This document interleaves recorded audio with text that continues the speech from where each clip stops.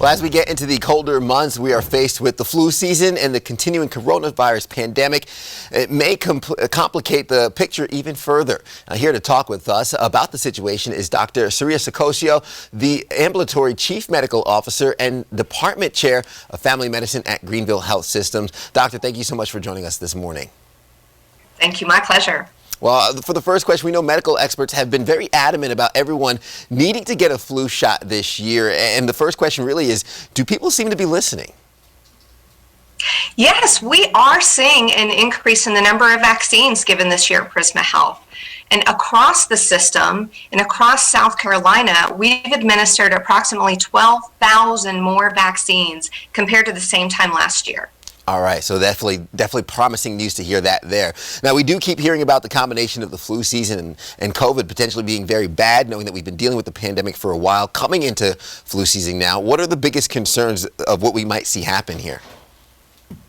Well, experiencing a co-infection with both flu and COVID-19 could be catastrophic for the individual. With this double hit on the human body, it's increasing the risk for complications from both of these respiratory viruses. You definitely don't want more than one at a time.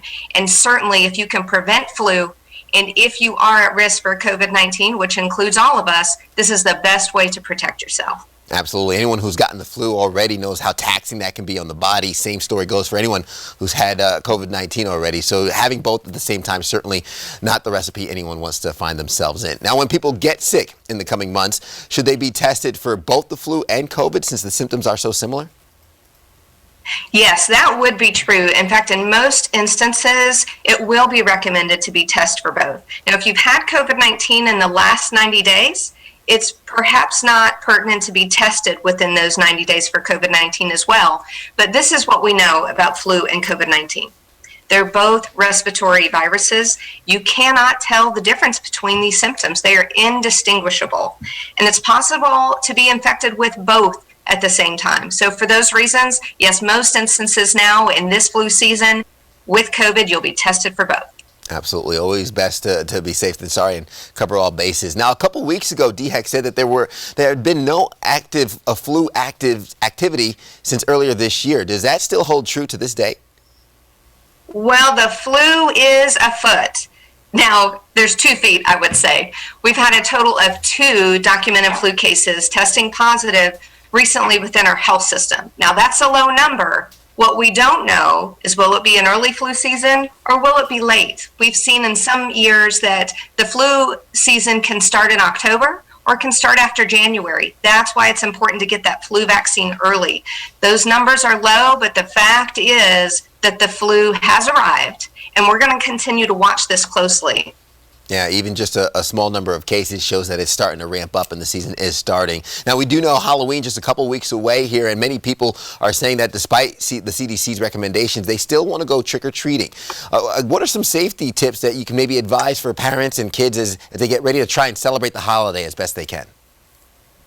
Yeah, this is a tough year for the kiddos, and the CDC has definitely stated that high-risk activities include trick-or-treating or indoor costume parties that we're very accustomed to this time of year.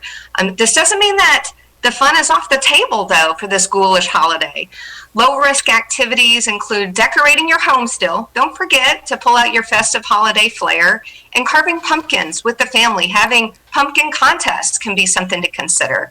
And if you have young children, planning an outdoor scavenger hunt with a small group of kids, identifying Halloween-themed discoveries in the neighborhood can be a healthy alternative to get folks outside, outdoors, focused on Halloween, but that exchanging of candy back and forth does increase the risk for COVID-19. And for those costume-bound Halloween lovers, host a virtual costume contest. People have gotten very innovative and creative with virtual or Zoom parties, so consider this. And regardless of your plans for this time of year, remember to socially distance, wear your mask, and wash your hands. Stay safe and healthy. Absolutely. Great advice right there. Dr. SACCOCIO, thank you so much for joining us this morning. Hopefully parents and children alike heed those warnings and tips. Thank you. Thank you.